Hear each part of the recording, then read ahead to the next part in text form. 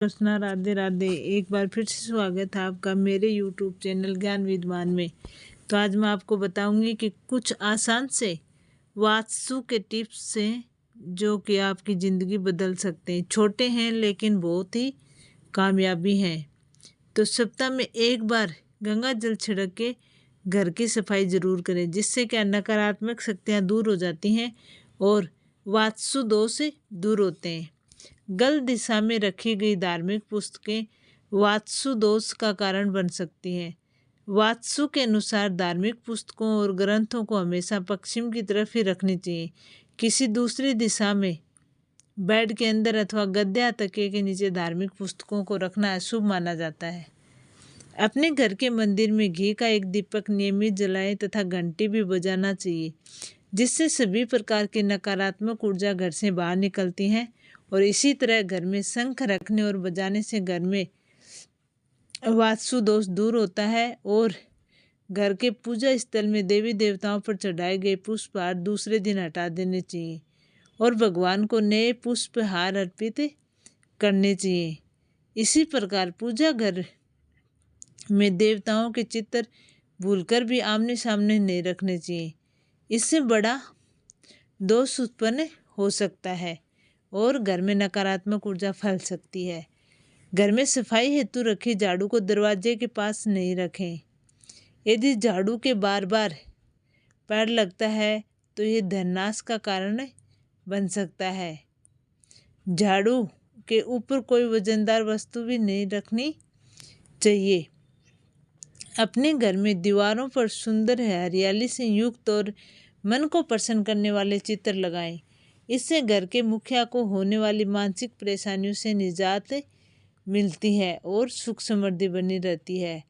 वास्तु दोष के कारण यदि घर में किसी सदस्य को रात में नींद नहीं आती है या स्वभाव चिड़चिड़ा रहता है तो उसे दक्षिण दिशा की तरफ सिर करके सोने को कहें। इससे उसके स्वभाव में बदलाव होगा और अनिद्रा की स्थिति भी सुधर जाएगी और उसको नींद आनी भी शुरू हो जाएंगी। घर के उत्तर पूर्व में कभी भी कचरा इकट्ठा नहीं होने दें और न ही इधर भारी सामान और मशीनरी रखें। अपने वंश की उन्नति के लिए घर के मुख्य द्वार पर अशोक का वृक्ष जरूर लगाना चाहिए।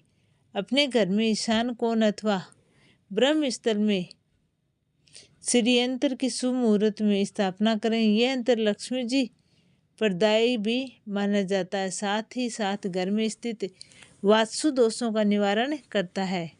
अपने घर के उत्तर पूर्व कोण में हरी भरी तुलसी का पौधा लगाना चाहिए। शाम के समय यहाँ एक घी का दीपक अवश्य जला देना चाहिए। तुलसी देवी लक्ष्मी का स्वरूप होती है, अतः नियमित रूप से अपने घर की सुख सुविधा के लिए तुलसी में दीपक जरूर जला दें। घर में किसी भी कमरे में सूखे हुए पुष्प नहीं रखें। यदि छोटे गुलदस्ते में रखे हुए फूल सूख जाएं तो इसे फूल लगा देना और सूखे पुष्पों को बाहर निकाल देना। अगर आप ऐसा करते हैं तो ये शुभ माना जाता है। एक बार घर में गूगल धूप जरूर जलानी चाहिए। सप्ताह में एक बार गूगल का धुआं पूरे घर में दिखाना चाहिए। गेहूं में नाग केसर के 2 दाने तथा तुलसी की 11 पत्तियां डालकर पिसाया जाना शुभ माना जाता है। घर में सरसों के तेल के दिए में लौंग डालकर लगाना शुभ माना जाता है। हर गुरुवार को तुलसी के पौधे को दूध चढ़ाना चाहिए। तवे पर रोटी सेकने के पूरे दूध के छींटे मारना शुभ माना जाता है। पहली रोटी गौ माता के लिए जरूर निकालें। मकान में 3 दरवाजे एक ही रेखा में नहीं होने चाहिए। सूखे फूल घर में नहीं रखें। संत महात्माओं के चित्र आशीर्वाद देते हुए बैठे होने चाहिए। घर में टूटी फूटी कबाड़ और अनावश्यक वस्तुओं को नहीं रखना चाहिए। दक्षिण पूर्व दिशा के कोने में हरियाली से परिपूर्ण चित्र जरूर लगाएं। घर में टपकने वाले नल को कभी भी नहीं रखें। घर में गोल किनारों के फर्नीचर ही शुभ माने जाते हैं। घर में तुलसी का पौधा पूर्व दिशा की गैलरी में या पूजा के स्थान के पास से होना चाहिए।